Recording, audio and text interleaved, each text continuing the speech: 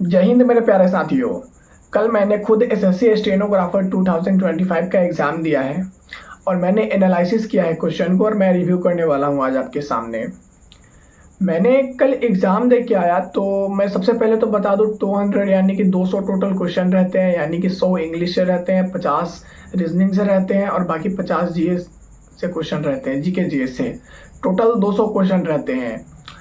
आप विश्वास करो तो मैं लगभग 120-30 के आसपास क्वेश्चन को सॉल्व किया हूँ और 120-30 क्वेश्चन सॉल्व करने के बाद मुझे लगता है कि मेरा कम से कम 100 तो कम से कम सही होना चाहिए। इसके बाद मैं अगर बता दूं तो जो क्वेश्चन का लेवल था, बात करें लेवल का, तो जीएस का ऐसा लेवल था कि मैं बता नहीं सकता हूँ, यानी कि क्वेश्चन ही कुछ अलग अलग प्रकार से सेट किया गया था। आप विश्वास करो वो क्वेश्चन आदमी ने सेट नहीं किया था, क्वेश्चन किसी और चीज़ से सेट किया गया था। आप अच्छे से जानते हो किस चीज़ से सेट किया गया होगा, आदमी का सेट किया हुआ क्वेश्चन नहीं था। क्योंकि रीजनिंग में तो एक ऐसा क्वेश्चन मैंने देखा, क्वेश्चन था कि 50 छात्रों की कक्षा में नीलम 12वें स्थान पे बैठी है, तो बताइए कक्षा में कुल कितने छात्र हैं। ऐसा क्वेश्चन था। वो आदमी सेट कर सकता है ऐसा क्वेश्चन? 50 बच्चे की कक्षा में नीलम 12वें स्थान पे बैठी है, तो कक्षा में कुल कितने छात्र हैं। भाई ये आदमी का सेट किया हुआ क्वेश्चन नहीं है। हाँ वही।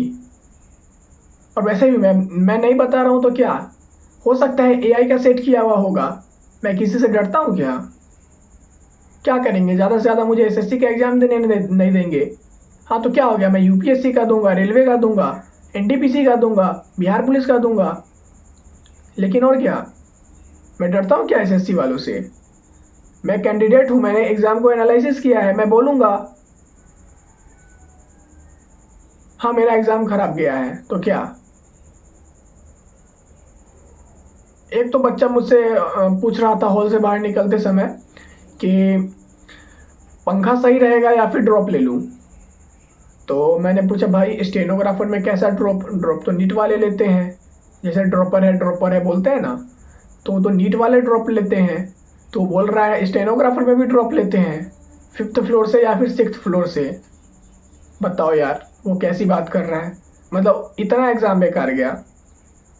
इंग्लिश का तो पैसेज ही देख के समझ में आ गया कि पैसेज तो सही था। पैसेज तो खैर सेंटेंस होता है, एक स्टोरी होता है, लेकिन उसका क्वेश्चन पूछने का तरीका कुछ और था।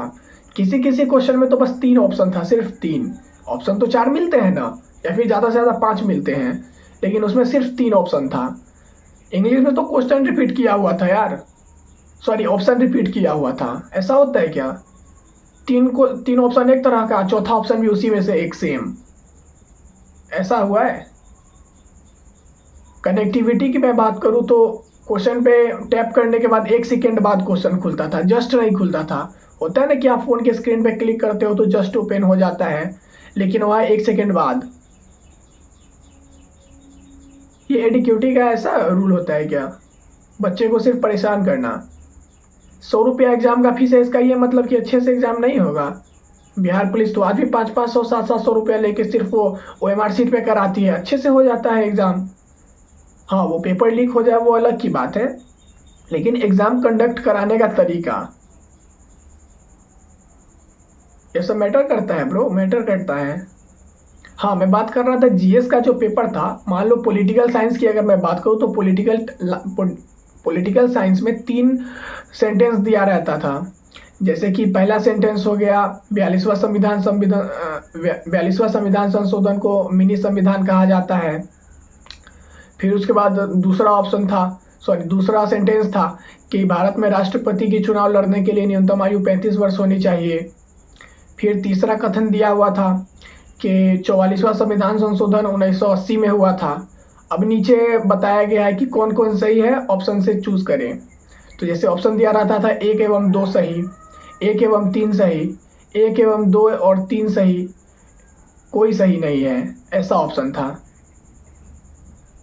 ये कितना सही होगा? कुछ कहने लायक नहीं है। इंग्लिश का तो और भी क्वेश्चन हार्ड था, फिर भी एंटोनिम्स साइनोनिम्स ये सब सही था। बाकी कुछ कुछ क्वेश्चन होते जैसे one word substitution, one word ये सब क्वेश्चन आता है ना, ये सब बहुत हार्ड था। खैर कोई बात ना, इंग्लिश जो पढ़ा होगा उसके लिए आसान था, मैंने तो पढ़ा ही नहीं था, थोड़ा बहुत मैंने बस प्रैक्टिस किया था। रीजनिंग का क्वेश्चन सही था, 2 क्वेश्चन मैथ से आया था रीजनिंग में, जबकि स्टेनोग्राफर के सिलेबस में मैथ है ही नहीं। 2 क्वेश्चन मैथ से आया था। एक तो एक्स वाई वाला क्वेश्चन था जिसमें 12x माइनस वाई करके था बराबर क्या, ऐसा क्वेश्चन था मैथ का। और एक रेशियो वाला था। कैसे रेशियो वाला था कि एज निकालना था कि ए प्लस बी की आयु 36 वर्ष है वर्तमान में। 5 साल पहले दोनों की आयु नहीं 46 वर्ष है, ए और बी की आयु 46 वर्ष है। आज से 5 साल पहले दोनों का योग 36 वर्ष था और दोनों का अनुपात 4:5 है, तो वर्तमान में आयु क्या होगी। तो ये तो थोड़ा मैथ से था लेकिन रीजनिंग में डिजर्व करता है, तो मैंने इसको सॉल्व कर दिया। लेकिन वो एक्स वाई वाला क्वेश्चन मैंने छोड़ दिया था। मुझे नहीं लगता कि मेरा सिलेक्शन हो पाएगा, लेकिन मैं हारूंगा भी नहीं, मैं नहीं हारूंगा। स्टेनोग्राफर का नहीं हुआ तो क्या, एसएससी जीडी का एग्जाम दूंगा। नहीं होगा, बिहार पुलिस का एग्जाम दूंगा। नहीं होगा, दिल्ली पुलिस का एग्जाम दूंगा। वो भी नहीं होगा, मजदूरी करूंगा, लेकिन मेहनत करूंगा, मतलब मेहनत करूंगा। आपको भी हिम्मत नहीं हारना है। जिंदगी है, इसे खुल के जियो और बेइज्जती होने से मत डरो। ये मेरा अपना जीवन है, कोई मुझे खाने के लिए नहीं देता, समझ गया ना। मुझे कोई खाने के लिए नहीं देता, मुझे अपने से काम करना है और अपने से खाना खाना है। हिम्मत मत हारना कभी मेरे दोस्त। एक बार अगर हार जाते हो तो दोबारा कोशिश करो, दोबारा तैयार करो। अगर गिर जाते हो तो दोबारा खड़े हो जाओ। रात भर मैं सो नहीं पाया हूँ 6 तारीख की रात को, आज सुबह 7 तारीख है। सर में दर्द हो रहा था कल शाम से पूरा। सेकेंड शिफ्ट में मेरा एग्जाम हुआ था। ट्रैवल करते करते तो सबसे पहले मेरी हवा निकल गई। इतना ट्रैवल किया, इतना जाते जाते ट्रैवल, आते आते ट्रैवल, ट्रेन में बैठे बैठे पूरा बॉडी दुख रहा था। और क्या बताऊं।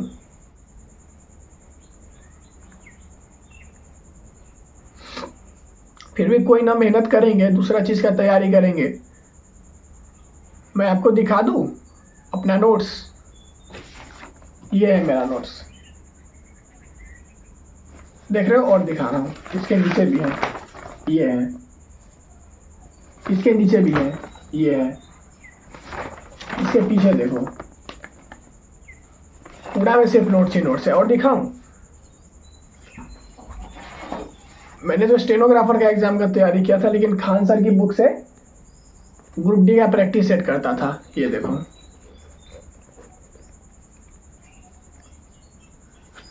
इंग्लिश बनाने के लिए, इंग्लिश का क्वेश्चन इजी करने के लिए मैं ट्रांसलेटर, हाई स्कूल का ट्रांसलेशन यूज करता था, 10th का। ये सब मेरा कुछ था। और तो बहुत सारे मैं अपने नीचे स्टडी रूम में रखा हूँ। ये मेरा स्टूडियो है। तो चलिए कोई बात नहीं, चैनल पर नए हैं तो चैनल को सब्सक्राइब कीजिएगा और वीडियो को लाइक कीजिएगा। मिलेंगे किसी नए वीडियो में, तब तक के लिए जय हिंद साथियों।